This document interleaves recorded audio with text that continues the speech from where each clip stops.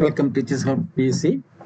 എല്ലാ പ്രിയപ്പെട്ട അധ്യാപക സുഹൃത്തുക്കൾക്കും വിദ്യാർത്ഥികൾക്കും ടീച്ചേഴ്സ് ക്ലബ് PSയിലേക്ക് ഒരിക്കൽ കൂടി സ്വാഗതം. ഓക്കെ, അപ്പോൾ ഇത് ഒരു ഇമ്പോർട്ടൻ്റ് ആയിട്ടുള്ള ഒരു സെഷനാണ്, ഒരു വീഡിയോ ആണ്. ദയവായിട്ട് എന്ത് ചെയ്യുക, ഈ വീഡിയോ ഫുള്ള് മുഴുവനായിട്ട് സ്കിപ്പ് ചെയ്യാതെ കാണുക. ഓക്കെ, സ്കിപ്പ് ചെയ്യാതെ കണ്ടു കഴിഞ്ഞാൽ ഇതിനെപ്പറ്റി യാതൊരു സംശയം ഉണ്ടാവത്തില്ല. ഓക്കെ, നമുക്ക് ആരംഭിക്കാം. നമ്മുടെ KVS കേന്ദ്ര വിദ്യാലയ സംഘടനയുമായിട്ട് ബന്ധപ്പെട്ട് വന്ന ഒരു ന്യൂസാണ്.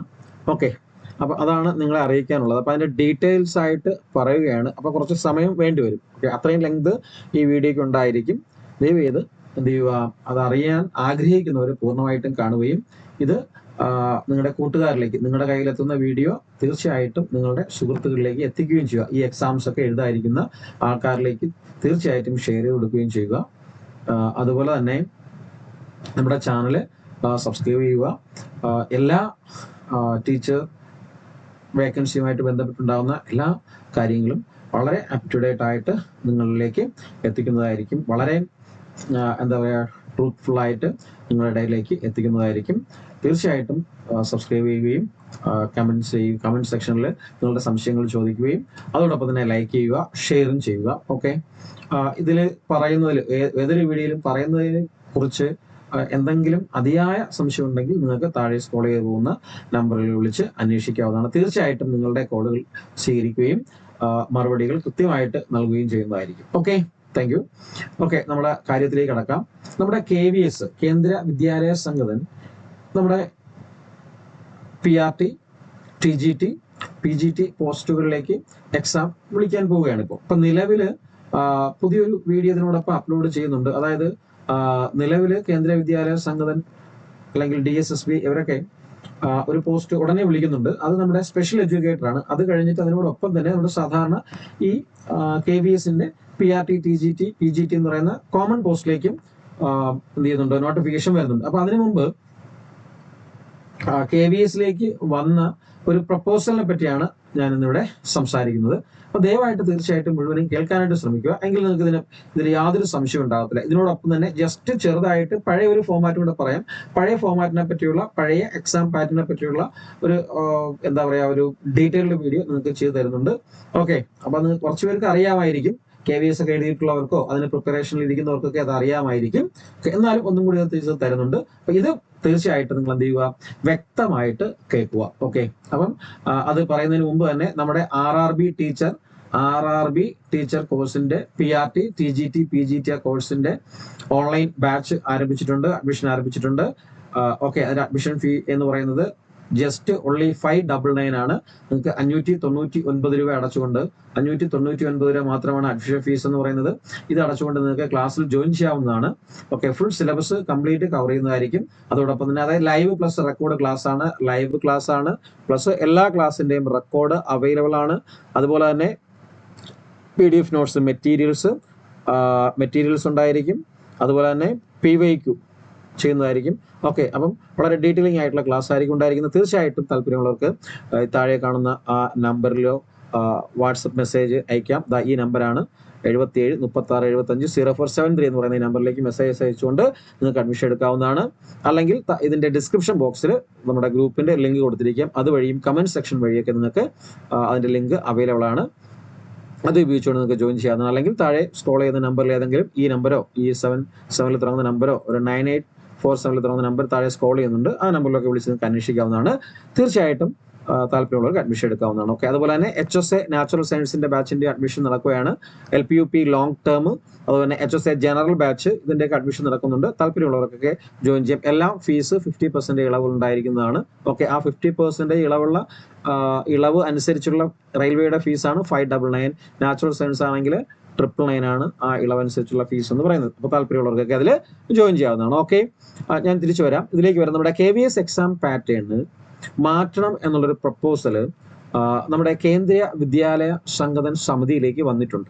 ഓക്കെ, ജസ്റ്റ് തുടക്കത്തിലേ ഞാൻ പറഞ്ഞുകൊള്ളട്ടെ, ഇത് ജസ്റ്റ് ഈ ഞാൻ പറയുന്ന കാര്യങ്ങൾ പ്രപ്പോസലാണ്, നടപ്പിലാക്കപ്പെട്ടിട്ടില്ല. പക്ഷെ നടപ്പിലാക്കാം. ഓക്കെ, നടപ്പിലാക്കാം. ഉറപ്പായിട്ടും നടപ്പിലാക്കുമെന്നാണ് അറിയാൻ കഴിഞ്ഞിട്ടുള്ളത്. എന്തായാലും നമുക്ക് അതിനെപ്പറ്റി ഒന്ന് ഡിസ്കസ് ചെയ്യാം, ജസ്റ്റ് ഒന്ന് ഡിസ്കസ് ചെയ്യാം. ഓക്കെ, ഇതൊന്നും ഒരു ഫൈനലായിട്ട് എടുത്തിട്ടുള്ള കാര്യങ്ങളല്ല, ജസ്റ്റ് പ്രപ്പോസൽ. ആ സമിതിയിലേക്ക് വന്ന ഒരു 7-8 സമിതിയാണ്, ആ സമിതിയിലേക്ക് വന്ന പ്രപ്പോസൽസ് ആണ്. അപ്പൊ ഇങ്ങനെ മാറ്റിയാൽ കൊള്ളാം എന്നുള്ളൊരു ആശയം KVS സംഘത്തിനുണ്ട്. മിക്കവാറും ആക്കാം, ആകാതിരിക്കാം, മിക്കവാറും ആകുമെന്നാണ് അറിയാൻ കഴിഞ്ഞിട്ടുള്ളത്. അതിന്റെ പ്രപ്പോസൽസ് ആയതുകൊണ്ട് ബാക്കിയുള്ള ഡീറ്റെയിൽസ് വഴിയേ വരും. ഓക്കെ, അത് നമ്മൾ അപ്ഡേറ്റ് ചെയ്യുന്നതായിരിക്കും. ഓക്കെ, അതിൽ ആദ്യമായിട്ട് പറയാനുള്ളത് KVS എക്സാം മുൻ കാലഘട്ടങ്ങളിൽ ഒറ്റ എക്സാമും അതുപോലെ തന്നെ ഒരു ഇന്റർവ്യൂ സെക്ഷനുമായിരുന്നു ഉണ്ടായിരുന്നത്. അതായത് സാധാരണ 180 മാർക്കിന്റെ ഒരു എക്സാം, ഇതിൽ നെഗറ്റീവ് ഇല്ല, നോ നെഗറ്റീവ് മാർക്ക് ഇല്ലാതെ 180 മാർക്കിന്റെ എക്സാം ആണ്. ആ 180-ൽ 100 മാർക്ക് സബ്ജക്റ്റും ബാക്കിയുള്ള 80 മാർക്ക് ജനറൽ ഏരിയയുമായിരുന്നു ഉണ്ടായിരുന്നത്. ഓക്കെ, ഇതായിരുന്നു മുൻപുണ്ടായിരിക്കുന്ന അല്ലെങ്കിൽ ഇപ്പം നിലവിൽ നടന്നുകൊണ്ടിരിക്കുന്ന പാറ്റേൺ എന്ന് പറയുന്നത്.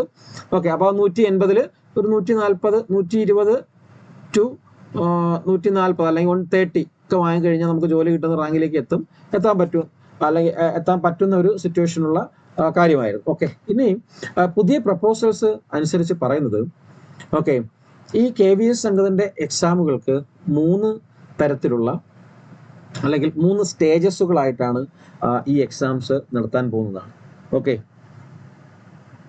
ഓക്കെ, അതായത് 3 ലെവൽ എക്സാംസ്. ഓക്കെ, 3 ലെവൽസ് ആയിട്ടാണ് ഈ എക്സാംസ് നടത്താൻ പോകുന്നത്. ഓക്കെ, അതിൽ ഒരു പ്രീ എക്സാം ഉണ്ടായിരിക്കും. ഓക്കെ, ഒരു പ്രീ എക്സാം ഉണ്ടായിരിക്കും, ഒരു മെയിൻ എക്സാം ഉണ്ടായിരിക്കും, പിന്നെ ലാസ്റ്റിൽ പഴയ പോലുള്ള ഒരു ഇന്റർവ്യൂ. ഇങ്ങനെ ഒരു 3 ടയർ ആയിട്ടുള്ള ഒരു എക്സാം പാറ്റേണിലേക്ക് KVS മാറാൻ പോകുന്നുണ്ട്. ഓക്കെ, സ്റ്റേജ് 1 എന്ന് പറയുന്നത് പ്രീ എക്സാം, സ്റ്റേജ് 2 എന്ന് പറയുന്നത് ഒരു മെയിൻ എക്സാം, സ്റ്റേജ് 3 എന്ന് പറയുന്നത് ഇന്റർവ്യൂ. ഇങ്ങനെ 3 സെക്ഷൻ ആയിട്ടാണ് ഈ എക്സാം ഇവർ മാറ്റാനായിട്ട് തീരുമാനിച്ചിരിക്കുന്നത്. ഓക്കെ, ഒരു പ്രപ്പോസൽ തീരുമാനിച്ചിരിക്കുന്നതല്ല, പ്രപ്പോസ് വന്നിരിക്കുന്നത്. Stage 1, stage 2, stage 3. പിന്നെ ഞാൻ പറഞ്ഞു മുൻകാലഘട്ടങ്ങളിൽ നെഗറ്റീവ് മാർക്കിംഗ് ഇല്ല, പക്ഷെ ഇതിൽ നെഗറ്റീവ് മാർക്കിങ്ങും കൂടി ഉൾപ്പെടുത്താൻ പോകുന്നുണ്ട്. ഓക്കെ, ഇതില് പുതിയ പ്രപ്പോസലിൽ നെഗറ്റീവ് മാർക്ക് വേണമെന്നുള്ളൊരു ആവശ്യം കൂടിയുണ്ട്. അതുപോലെ തന്നെ രണ്ടാമത്തെ ഒരു സംഭവം എന്ന് പറഞ്ഞാൽ സബ്ജക്റ്റീവ് പേപ്പർ എന്ന് പറയുന്നത്, ഞാൻ പറഞ്ഞു ആദ്യം സ്റ്റേജ് 1 എന്ന് പറയുന്നത് ഇതാണ്, പ്രീ ആണ്. സ്റ്റേജ് 1 എന്ന് പറയുന്നത് പ്രീ എക്സാം ആണ്.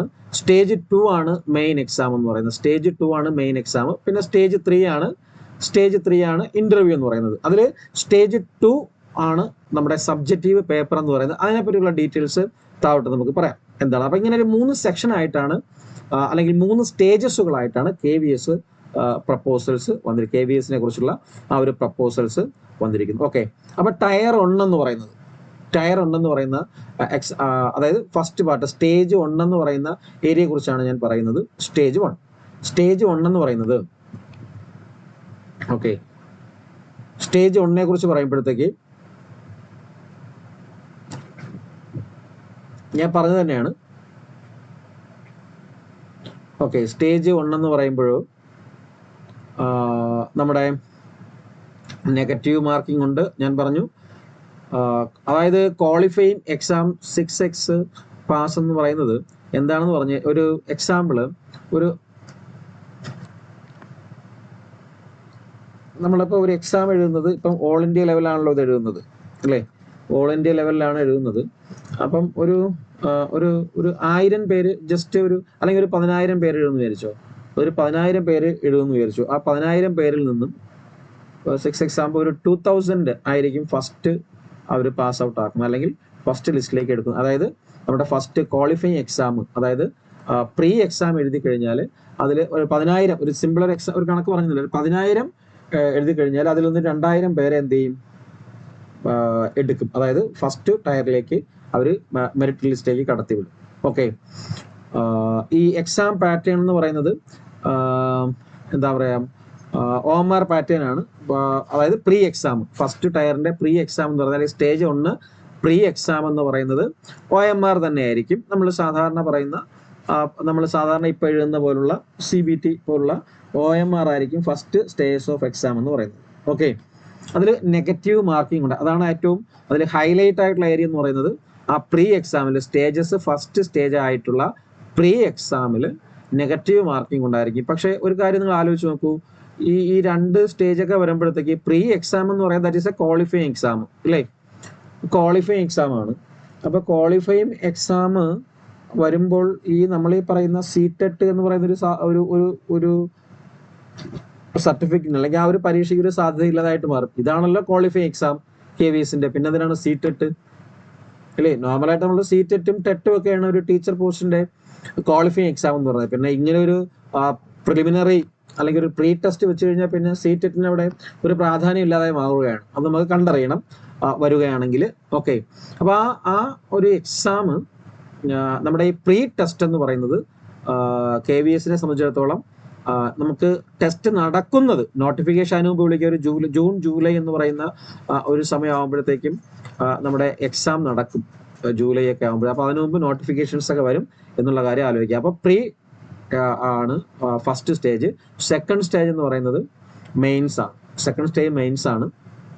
സെക്കൻഡ് സ്റ്റേജ് മെയിൻസ് എന്ന് പറഞ്ഞു കഴിഞ്ഞാൽ സബ്ജക്റ്റീവ് ആയിട്ടുള്ള എക്സാം ആണ്. അതാണ് ഞാൻ നേരത്തെ പറയാൻ പോകുന്നത്, സബ്ജക്റ്റീവ്. അതായത് രണ്ടാമത്തെ എക്സാം എന്ന് പറയുന്നത് OMR അല്ല, ശ്രദ്ധിക്കുക.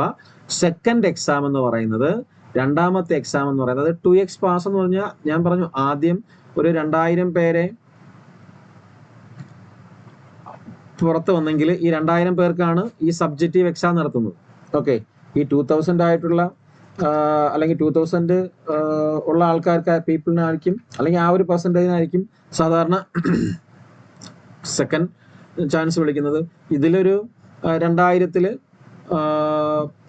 എന്നുള്ളതിൽ ഒരു 200 പേരെ ആയിരിക്കും എന്ത് ചെയ്യുന്നത്, ഇതിൽ പാസ് ഔട്ട് ആക്കുന്നത്. ആ ഒരു ലെവലിലേക്ക് കൊണ്ടുവരും ഈ ഒരു പാറ്റേൺ അനുസരിച്ച്. ഓക്കെ, അപ്പൊ സബ്ജക്റ്റീവ് ആയിട്ടുള്ള എക്സാംസ് എന്ന് പറയുമ്പോൾ അവർ സൂചിപ്പിക്കുന്ന റിട്ടൺ എക്സാം ആണ്.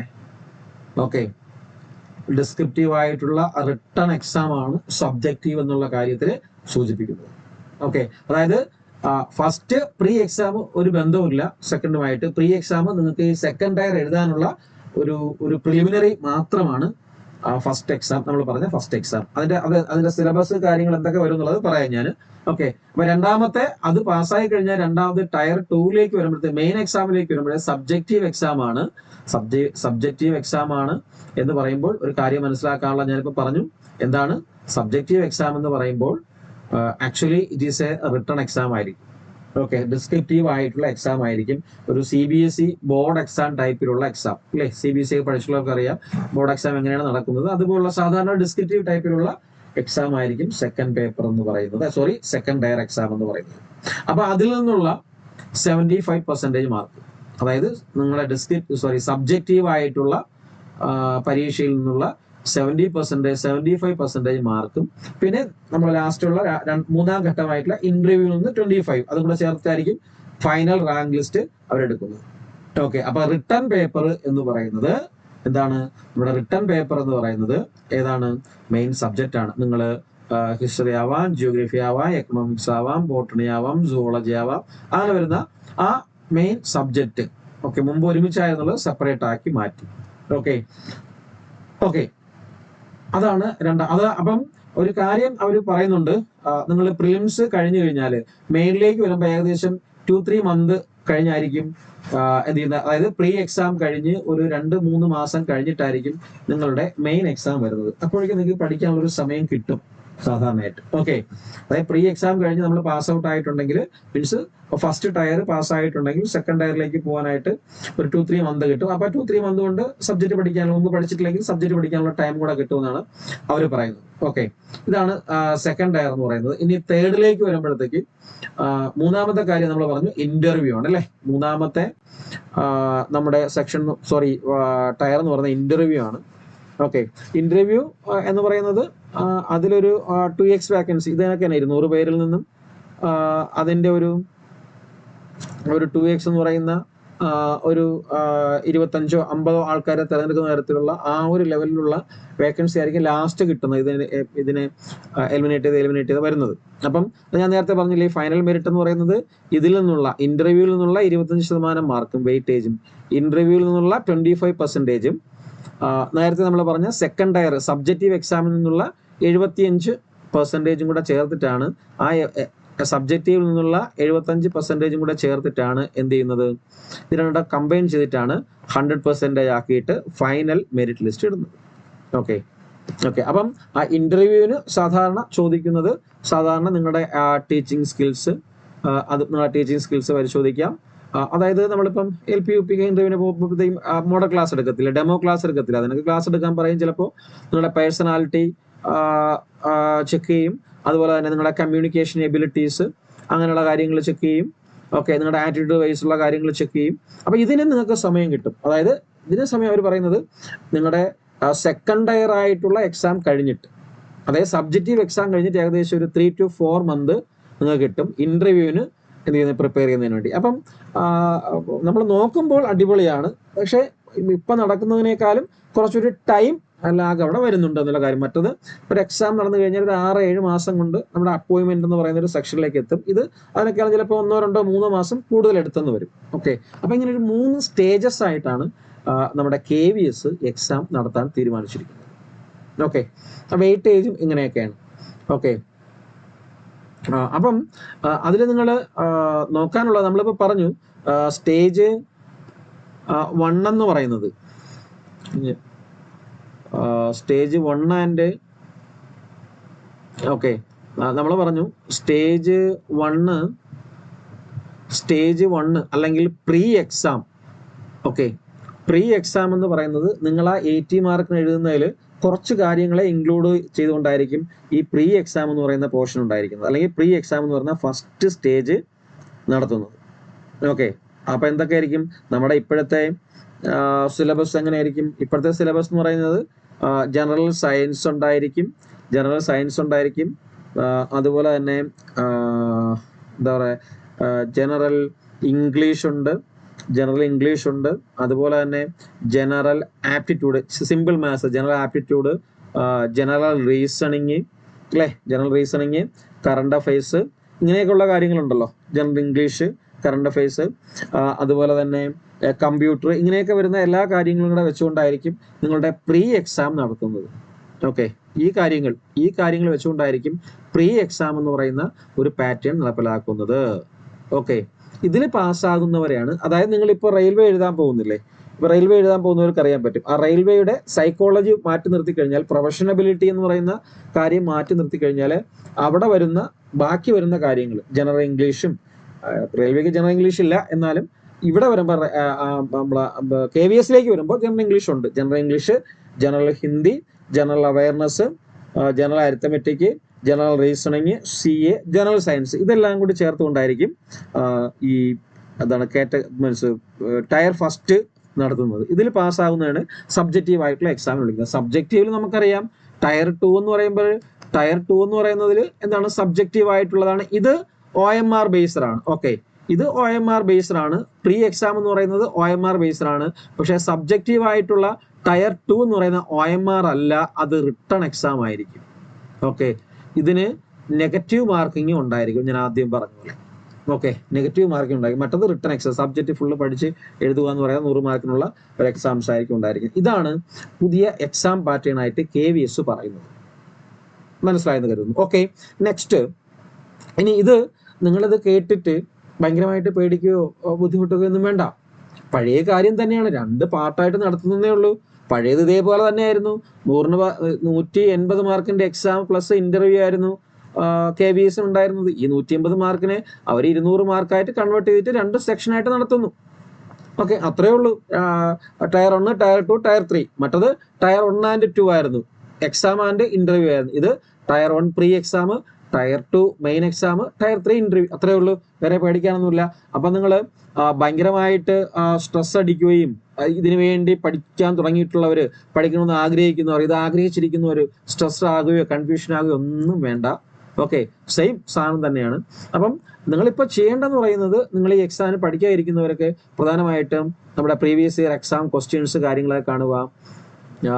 അതുപോലെ തന്നെ പ്രീ എക്സാം കഴിഞ്ഞിട്ട് നമുക്ക് സമയം കിട്ടും, 2-3 മാസം കിട്ടും. അപ്പോൾ നമുക്ക് മെയിൻ എക്സാമിലേക്ക് പ്രിപ്പയർ ചെയ്യാൻ പറ്റും. അതുപോലെ തന്നെ ആ മെയിൻ എക്സാം കഴിഞ്ഞതിന് ശേഷം നിങ്ങൾക്ക് വീണ്ടും ഒരു 2-3 മാസം കിട്ടും ഇന്റർവ്യൂവിന് പ്രിപ്പയർ ചെയ്യാനായിട്ട്. അപ്പോൾ അതുകൊണ്ട് തന്നെ ഇത് ചറവറ നടക്കുന്നൊരു പ്രോസസ്സ് അല്ല. നിങ്ങളിപ്പോൾ LP UP ഒക്കെ നടക്കുന്നത് പോലെ തന്നെയാണ്. നല്ല സമയം കിട്ടും ഇതിൻ്റെ ഇടയ്ക്ക്. അതുകൊണ്ട് തന്നെ വളരെ സിമ്പിളായിട്ട് അത് ക്യാച്ച് ചെയ്തെടുക്കാനും പറ്റും. ഒരു സ്ട്രെസ് ഒന്നും എടുക്കേണ്ട കാര്യമില്ല. ഓക്കെ, അത് കുറച്ച് പ്രോസസ്സിങ് കൂടുതലായിട്ട് വരുമെന്നില്ല അങ്ങനെ നടക്കുകയാണെങ്കിൽ. അപ്പം നിങ്ങൾ ചെയ്യേണ്ടത് എന്ത് ചെയ്യുക, പ്രീവിയസ് ഇയർ ക്വസ്റ്റ്യൻസ് ഒക്കെ നന്നായിട്ട് എന്ത് ചെയ്യുക, കളക്ട് ചെയ്യുക, പഠിക്കുക.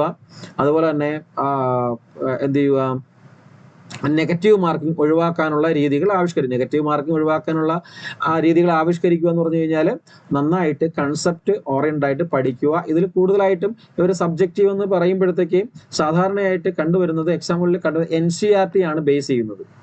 NCERT ഒരു 5 to 12 വരെയുള്ള എല്ലാത്തിൻ്റെയും നിങ്ങൾക്ക് ഏത് സബ്ജക്റ്റ് ആണോ ആ സബ്ജക്റ്റ് ബേസ് ചെയ്ത് NCERT 5 to 12 വരെയുള്ളത് നല്ല ഹൃദിസ്ഥമാക്കുക. അതാണ് കൂടുതലും ഈ സബ്ജക്റ്റീവിന് ചോദിക്കുന്ന പ്ലസ്. നിങ്ങൾ പഠിച്ച ഇപ്പം TGT ആണെങ്കിൽ നിങ്ങളുടെ ഡിഗ്രി സിലബസുമായിട്ട് ബന്ധപ്പെട്ടിട്ടുള്ളത്, PGT വരുമ്പോൾ ഡിഗ്രി പ്ലസ് PG വരും. ഇത്രയുള്ള വ്യത്യാസം എന്ന് പറയുന്നത്. PRT എന്ന് പറയുമ്പോഴത്തേക്ക് അവന് സെപ്പറേറ്റ് സിലബസ് തരും. അതിൽ മെയിൻ സിലബസ് എന്ന് പറയുന്നത് സയൻസ് ആയിരിക്കും കേട്ടോ. മെയിൻ ആയിട്ടുള്ളത് ഈ NCERT 5 to 12 വരെയുള്ള സയൻസ് ആയിരിക്കും മെയിൻ എക്സാം, ടയർ 2 എക്സാം എന്ന് പറയുന്നത് PRTക്ക് വരുന്നത്. ഓക്കെ, അപ്പോൾ ഒരു കോമ്പറ്റേറ്റീവ് മൈൻഡോട് കൂടി നിങ്ങൾ ചെയ്യേണ്ട ഒരു കാര്യം എന്ന് പറഞ്ഞു കഴിഞ്ഞാൽ, ഈ ഞാൻ ഈ പറഞ്ഞതുപോലെ നിങ്ങൾ KVSനൊക്കെ പ്രിപ്പയർ ചെയ്യാൻ അല്ലെങ്കിൽ ആഗ്രഹിച്ചിരിക്കുന്നവരാണ്, നമ്മൾ ക്ലാസ് സ്റ്റാർട്ട് ചെയ്യുക ഉടൻ തന്നെ അതിനെപ്പറ്റിയുള്ള ഡീറ്റെയിൽസ് അറിയിക്കുന്നതായിരിക്കും. ഓക്കെ, അപ്പം അങ്ങനെ പഠിക്കാൻ ആഗ്രഹിക്കുന്നവർ തീർച്ചയായിട്ടും ഈ പറഞ്ഞ പോലെ മാത്സും റീസണിങ്ങും മെന്റൽ എബിലിറ്റിയും കമ്പ്യൂട്ടറും അതുപോലെ തന്നെ ജസ്റ്റ് ജനറൽ ഇംഗ്ലീഷ്, ജനറൽ ഹിന്ദിയൊക്കെ സിമ്പിളാണ്. മിനിമം മാർക്കൊന്നും ഇതിൽ പറയുന്നില്ല ഒന്നിനും. ഓക്കെ, അങ്ങനെ ഒരു കാര്യം ഇതിൽ പറയുന്നുണ്ട്. അപ്പോൾ അതുപോലെ തന്നെ അതുകൊണ്ടാണ് ഈ മൂന്ന് സെക്ഷനായിട്ട് 3 ടയറായിട്ട് അവർ തിരിച്ചത്. അപ്പം ഇതൊക്കെ ജസ്റ്റ് വർക്ക് ചെയ്ത് തുടങ്ങുക. റെയിൽവേക്ക് ഇപ്പോൾ പഠിക്കുന്നവരാണെങ്കിൽ അവർക്കൊരു ബേസ് കിട്ടും. ഇത് റെയിൽവേ കഴിയുമ്പോഴത്തേക്ക് എന്തായാലും KVSലേക്ക് വരാനുള്ള നല്ലൊരു ബേസ് അവർക്ക് കിട്ടും. കാരണം ഇതിലുള്ള ഒരു ഒട്ടുമിക്ക കാര്യങ്ങൾ അതിൽ പഠിക്കാനുള്ളതുകൊണ്ട് ബേസ് കിട്ടും. അപ്പോൾ നമ്മുടെ സബ്ജക്റ്റ് എക്സാം എന്ന് പറയുന്നത് ഫുള്ളി സബ്ജക്റ്റ് എന്ന് പറയാൻ പറ്റത്തില്ല. സബ്ജക്റ്റ് പ്ലസ് നമ്മുടെ സൈക്കോളജി ഏരിയാസ് ഒക്കെ അവിടെ ഉണ്ടായിരിക്കും. സബ്ജക്റ്റ് പ്ലസ് സൈക്കോളജി എന്ന് പറയുന്ന ഏരിയാസും അവിടെ വരാം. ഓക്കെ, സബ്ജക്റ്റീവ് എക്സാമിന് ഉണ്ടായിരിക്കും. എന്തായാലും നിങ്ങൾ ആ NCERT എന്ന് പറയുന്ന NCERT നന്നായിട്ട് പഠിച്ചു തുടങ്ങുക. ഓക്കെ, NCERT എല്ലാവരും മറന്നു പോകുന്ന കാരണം NCERT എന്ന് പറയുന്നത് നന്നായിട്ട് വർക്ക് ചെയ്ത് തുടങ്ങും. NCERT എന്ന് പറയുന്നത് നിങ്ങൾ അതിൻ്റെ കൂടെ നമ്മുടെ SCERT കൂടെ പഠിക്കണം കേട്ടോ. ഈ SCERTയുടെ സെയിം കാര്യങ്ങൾ തന്നെയാണ് NCERTയിൽ വരുന്ന, കുറച്ച് വ്യത്യാസങ്ങൾ ഉണ്ടെന്നേ ഉള്ളൂ. കുറച്ച് കാര്യങ്ങൾ കണ്ടന്റ് കൂടുതലായിട്ട് വരുന്നുണ്ടെന്നേ ഉള്ളൂ. ഓക്കെ, അപ്പം അങ്ങനെ ചെയ്യുക. കാരണം നമുക്കറിയാം ഏകദേശം 1400ഓളം 1370 സ്കൂളുകളോളം ഈ നമ്മുടെ KVS ഉണ്ട്. അതിൽ 40ഓളം സ്കൂളുകൾ നമ്മുടെ കേരളത്തിലാണ്. ഓക്കെ, അപ്പോൾ കേരളത്തിലും ധാരാളമായിട്ട് വേക്കൻസികൾ വരും. ഓക്കെ, അപ്പോൾ തീർച്ചയായിട്ടും നല്ലൊരു ചാൻസ് ആണ്. ഈ 3 ടയർ ആക്കിയത് കൊണ്ട് തന്നെ കൺഫ്യൂഷൻ ഇല്ലാതെ, ടെൻഷൻ ഇല്ലാതെ, സ്ട്രെസ് ഇല്ലാതെ നമുക്ക് പഠിക്കാൻ പറ്റും. ആക്കിക്കൊണ്ടല്ല, ആക്കുകയാണെങ്കിൽ നല്ലൊരു കാര്യം തന്നെയാണെന്നാണ് പറയുന്നത്. പക്ഷേ നമ്മൾ ഈ എപ്പോഴും ഈ KVSന് സീറ്റ് കൂടിയേ തീരൂ എന്ന് പറയുന്ന ആ ഒരു തീരുമാനത്തിന് എന്തെങ്കിലും മാറ്റം ഉണ്ടാകും എന്നുള്ളത് നമുക്ക് നോക്കാം. ഓക്കെ, അപ്പൊ ഇതാണ് KVSന്റെ പുതിയ എക്സാം പാറ്റേൺ എന്ന് പറയുന്നത്.